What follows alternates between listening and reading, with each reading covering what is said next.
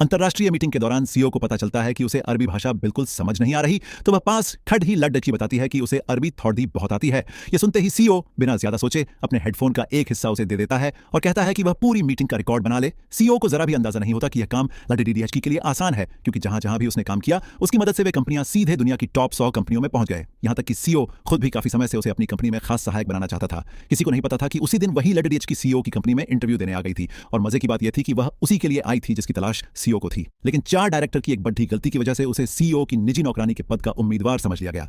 जैसे ही लड्डचकी को पता चलता है कि उसे नौकरानी बनना है, वह गुस्से से भड़क जाती है। लेकिन जब उसे 5 लाख सालाना की सैलरी बताई जाती है तो वह मन ही मन सोचती है कि पैसों से भला कौन दुश्मनी करता है, और आखिरकार नौकरी स्वीकार कर लेती है। इसके बाद उसे नौकरानी की यूनिफॉर्म पहनाकर सीधे सीईओ के पास भेज दिया जाता है। लेकिन वहां पहुंचते ही उसे फिर से अनुवाद का काम करवाया जाता है। अच्छी बात यह होती है कि एलडीएच की अरबी भाषा में पुरस्कार जीत चुकी थी, इसलिए पूरी मीटिंग वह बेहद सटीक तरीके से रिकॉर्ड कर लेती है। सीईओ को पता चलता है कि कंपनी का पिछला अनुवादक लंबे समय से धोखा दे रहा था। उसने विदेशी पार्टनर की 10 अरब की पेशकश को 7 अरब बताकर छुपा लिया था, और इसी वजह से विदेशी कंपनी बेहद नाराज थी, क्योंकि सीईओ की कंपनी जानबूझकर प्रोजेक्ट को आगे नहीं बढ़ा रही थी। डीएचकी को साफ समझ आता है कि कंपनी के अंदर ही कोई गद्दार है जो निजी फायदे के लिए यह सब कर रहा है। यह सुनकर सीईओ का चेहरा गुस्से से सख्त हो जाता है और वह तुरंत अपनी सेक्रेटरी को फोन करके कहता है कि दोपहर में वह खुद मुख्य दफ्तर जाकर अचानक जांच करेगा, ताकि उस गद्दार को रंगे हाथों पकड़ा जा सके।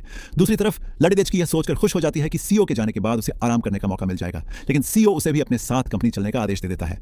लड्डीडीएचकी पहले तो इसे मजाक समझती है, लेकिन सीईओ के गंभीर चेहरे को देखकर उसे समझ आ जाता है कि वह बिल्कुल मजाक नहीं कर रहा। सीईओ को याद आता है कि जब से लड्डीडीएचकी उसके घर आई है, वह न सिर्फ उसकी रोजमर्रा की जिंदगी का पूरा ख्याल रख रही है, बल्कि खाना भी बिल्कुल उसकी पसंद के अनुसार बनती है। पहले तो सीईओ को लगता था कि यह सब एक नौकरानी का सामान्य काम है, लेकिन अब जब उसने देखा कि लड्डीडीएचकी अरबी जैसी मुश्किल भाषा भी इतनी आसानी से संभाल लेती है, तो उसे लड्डीडीएचकी की असली पहचान पर शक होने लगता है, और वह अपनी सेक्रेटरी को फोन करके लड्डीडीएचकी की पूरी जानकारी निकलवाने को कह देता।